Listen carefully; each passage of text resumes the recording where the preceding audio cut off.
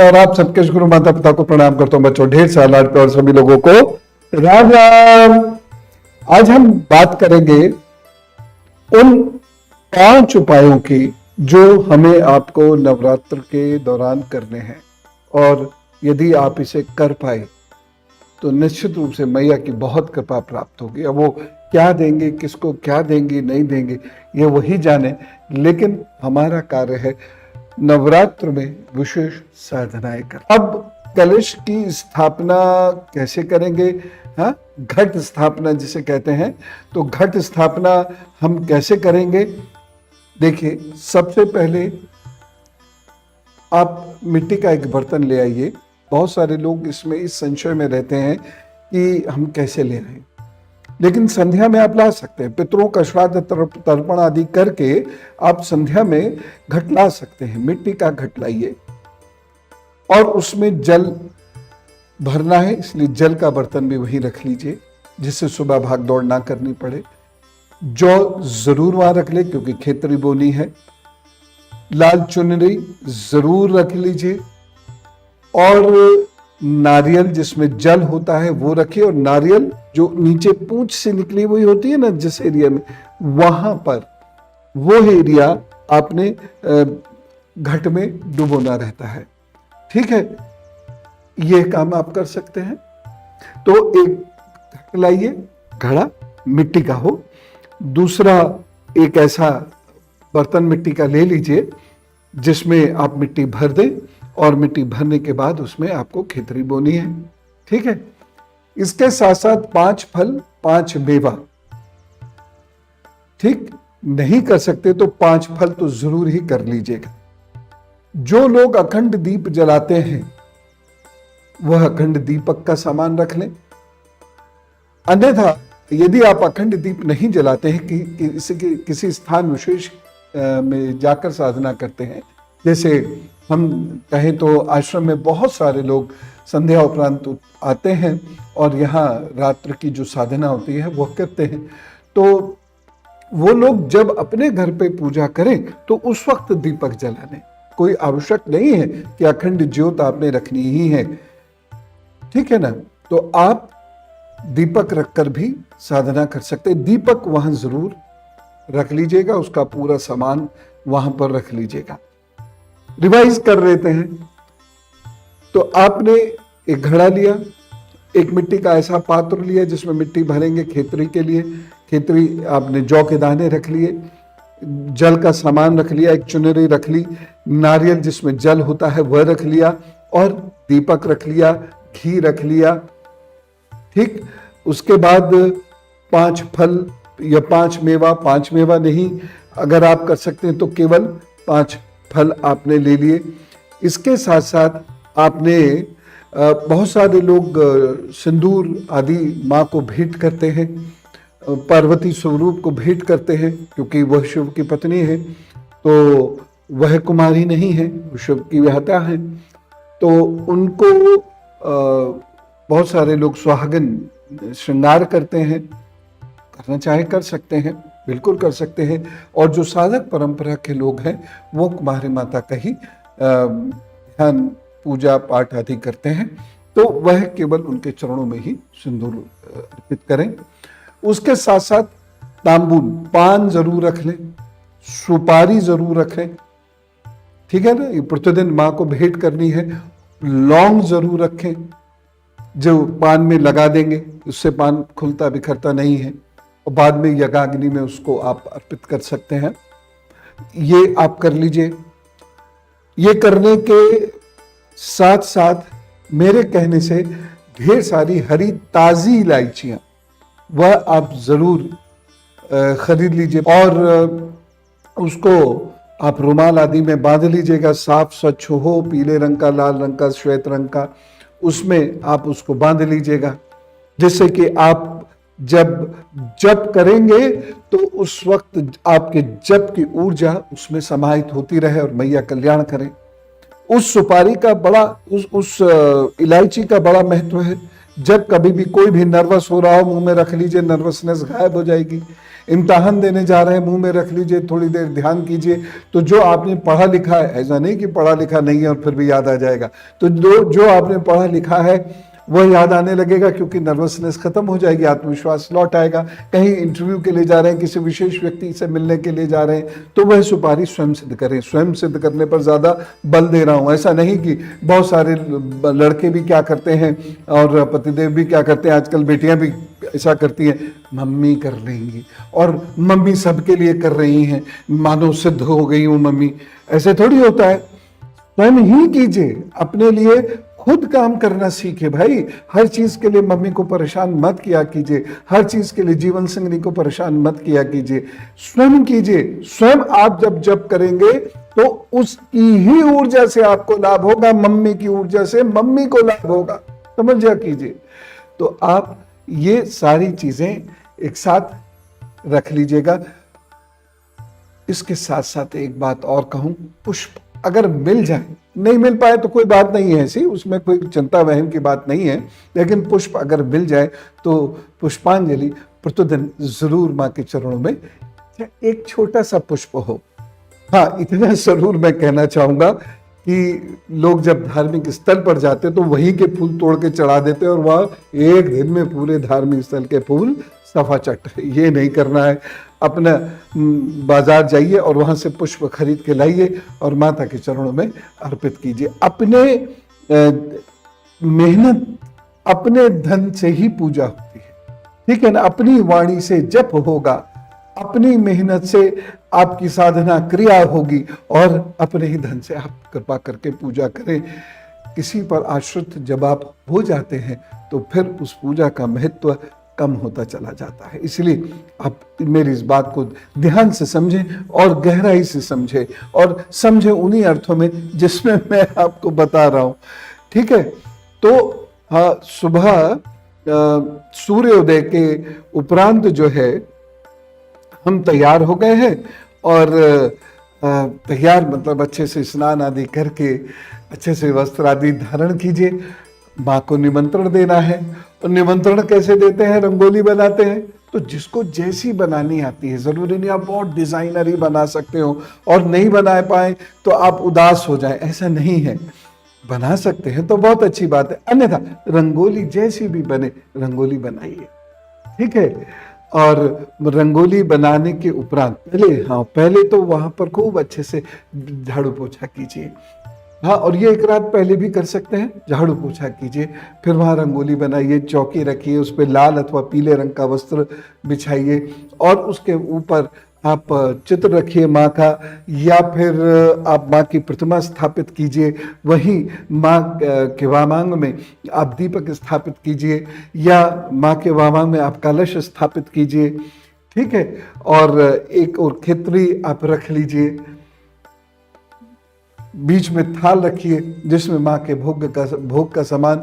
और ये माँ का कैसा भोग होता है, देती तो वो अपने भक्तों को ही खाने के लिए है। तो दरअसल हम माँ को अर्पित करके स्वयं तो उसे प्रसाद रूप में पाते हैं। तो वह थाल रखिए, थाल को अच्छे से साफ सुथरा कर लीजिए। और अब ये संकल्प क्या, कि घर में कोई भी बुरी बात नहीं करेंगे, घर में कोई नकारात्मकता नहीं होगी, घर में अच्छी बातें होंगी, सद्विचार होंगे, घर में दुर्गा सप्तशती पढ़ी जाएगी। उसके बाद जप तप होगा, बहुत सात्विक भोजन होगा अगर भोजन हुआ तो, अन्यथा तो उपवास रखिए और उपवास का खाइए। बहुत दुख कष्ट है ना, बहुत दुख कष्ट है तो बहुत पूजा करनी चाहिए। तो आप माँ के चरणों में ये पूरे 9 दिन अर्पित कर दीजिए। एक आध दिन जरूर लगेगा कुछ अजीब सा, आश्रम में बहुत सारे, फक्र से कहता हूँ, ऐसा युवा वर्ग है जो केवल जल पर 9 दिन काट देता है। ऐसे युवा वर्ग के बच्चे हैं कि जो लौंग और जल पे 9 दिन काट देते हैं, या मात्र फल खा के 9 दिन काट देते हैं। ऐसे कल्प आप लोग क्यों नहीं रख सकते? ये भी तो इसी जमाने के बच्चे हैं। तो ये ये कार्य आप करना शुरू कीजिए। है घर में लड़ाई झगड़ा, निंदा, ईर्ष्या, कलह और उसके बाद मांसाहार या घटिया किस्म वाले जो भोजन आजकल होते हैं वो सब बिल्कुल बंद। ठीक, प्रतिदिन मैं उपाय भी बता रहा हूं। पहला उपाय, प्रतिदिन घर की साफ सफाई, खास तौर से फर्श की सफाई गौमूत्र अथवा सेंधा नमक बाल्टी में मिलाकर उससे स्वयं करेंगे। ये पहला उपाय है। और जितनी देर आप सफाई करें बोले नहीं, बस मैया के नाम का जप करते चले जाएं। वो मैं अभी आपको बताऊंगा कि 2 या 3 मंत्र मैं आपको बता दूंगा, वही आप कीजिएगा। तो आप स्वयं कीजिए और पुरुष भी करेंगे। ऑफिस की बहुत जल्दी है ना, थोड़े एरिया में कीजिए लेकिन स्वयं कीजिए। ठीक, मां के क्षेत्र में उपासना अवश्य कीजिए। फिर आपने प्रतिदिन दीपक प्रज्वलित करना है, सुबह का या शाम का या दोनों समय का, जैसा आपका समय बन पाए। और जप और साधना करना है। दुर्गा सप्तशती का पाठ अवश्य करना है। कैसे करना है बताऊंगा। उपाय नंबर 1 मैं आपको बता चुका हूं। कोशिश कीजिए कि बाहर के जूते चप्पल घर में बिल्कुल नहीं लाएं, और लाएं तो उसे पन्नी में पहले ही उतार कर पन्नी में करके और उसे बालकनी वगैरह में कहीं रख दीजिए या बाहर के क्षेत्र में कहीं रख दीजिए, अंदर के क्षेत्र में मत रखिएगा। ये हल्के से मत लीजिएगा जो मैं आपसे कह रहा हूं, ठीक है ना, ये हल्के से मत लीजिएगा। दिन में आराम इसलिए कि रात में 12 बजे के आसपास तक आपकी उपासना अवश्य हो, आपका ध्यान साधना अवश्य हो।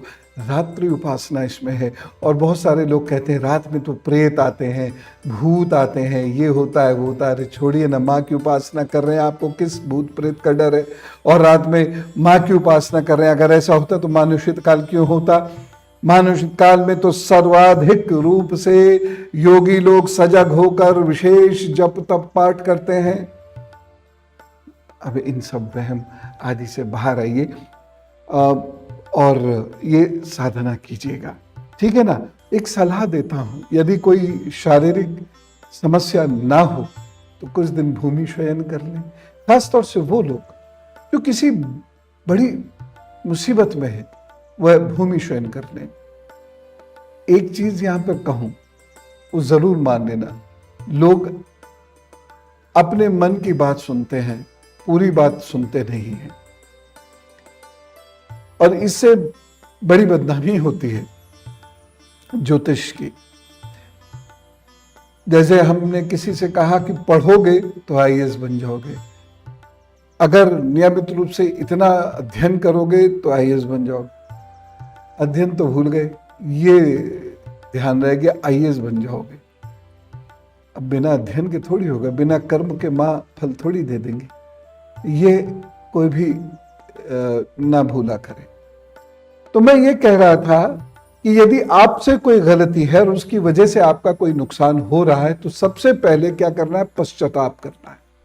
भूमि शयन कीजिए, पश्चाताप कीजिए।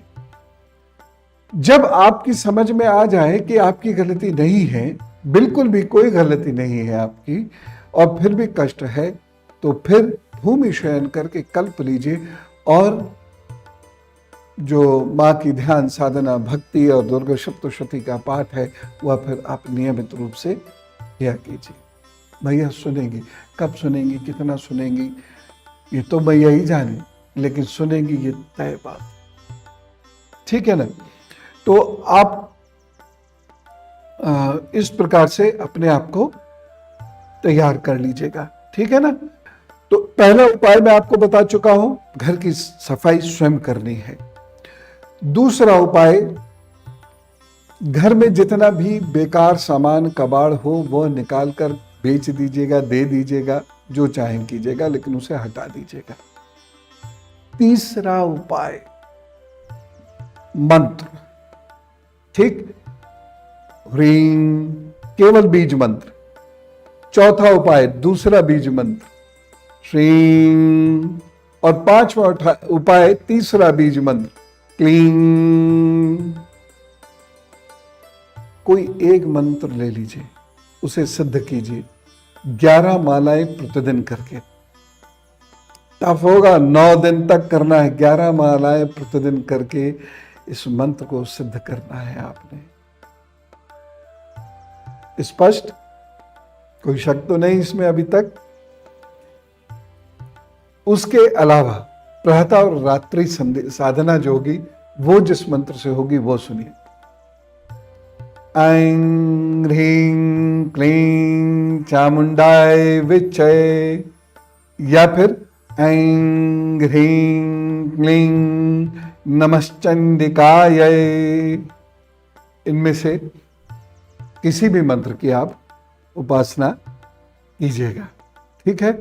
और प्रतिदिन आपने सेवा कार्य जरूर करना है, चाहे प्रकृति की सेवा करें, वनस्पति की सेवा करें, चाहे आप दरिद्र नारायण की सेवा करें, किसी भी रूप में प्रतिदिन आपको सेवा अवश्य करनी है। तो ये अवश्य ध्यान रखिएगा और देखिएगा फिर लाभ तो मैया देंगी ही देंगी। बाकी आपकी साधना पर निर्भर करता है। तो मैंने ये सारी चीजें आपको बता दी हैं। अब हमें ये बताना है कि आप दुर्गा सप्तशती का पाठ कैसे करेंगे और किस तरीके से करेंगे। लिखिए। सबसे पहले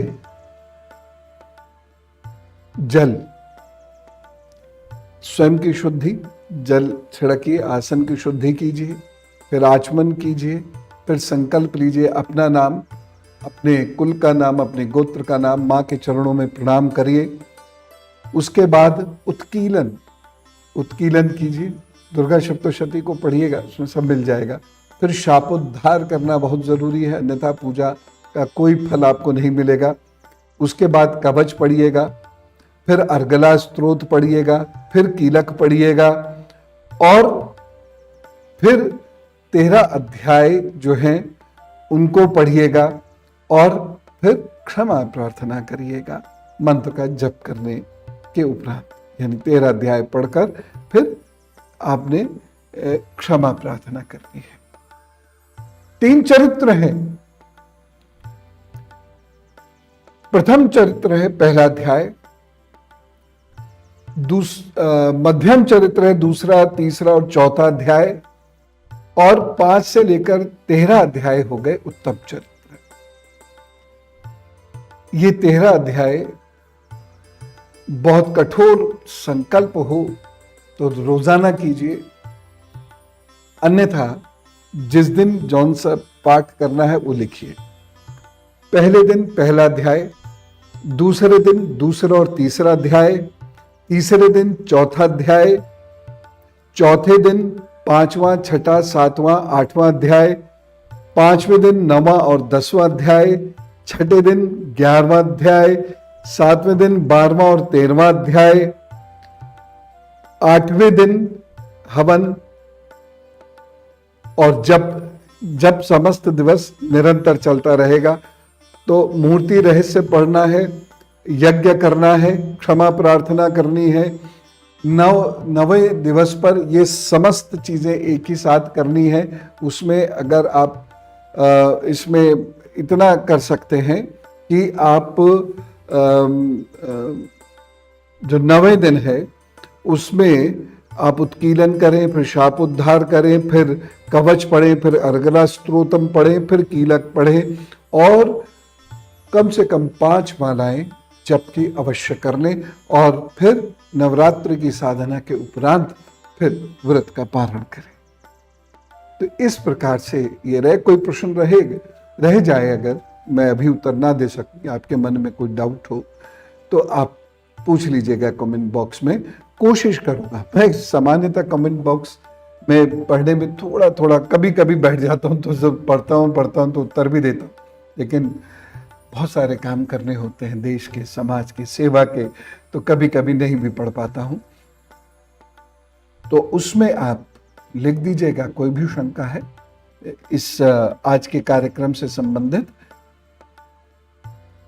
तो वो अब आप तक मैं ज़रूर पहुंचा दूंगा।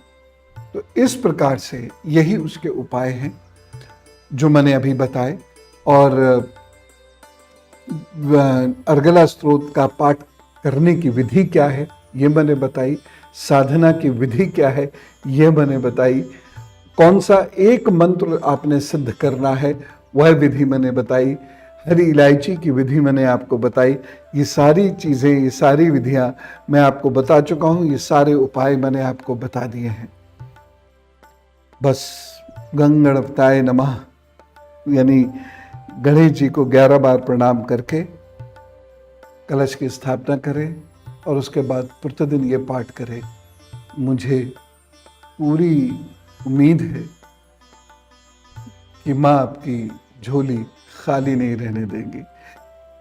लेकिन अगर आप आपकी गलती के कारण परेशान है, या आपने किसी का दिल दुखाया है इस वजह से आप परेशान है, या आपने किसी का धन आदि मारा है इस वजह से यदि आप परेशान हैं, तो कुछ मत मांगना सिवाय क्षमा के। पश्चाताप कीजिएगा, क्षमा मांगिएगा। मैया एक बार आपके जब पाप समाप्त कर देंगी, उसके बाद सारे कार्य आपके बनने शुरू हो जाएंगे। समस्या यही होती है कि हम कोई भी दुख आता है तो दूसरों पर डाल देते हैं कि उसकी वजह से आता है, ये नहीं देखते कि हमने क्या क्या गलतियां की हैं। एक चीज मैं और बताना चाहता हूं, शनि और राहु से लोग आजकल बहुत पीड़ित परेशान हैं। अगर निरर्थक निंदा करोगे तो बचोगे नहीं, घर गंदा रखोगे तो बचोगे नहीं, कपड़े गंदे पहनोगे तो बचोगे नहीं, ये ध्यान रखिएगा।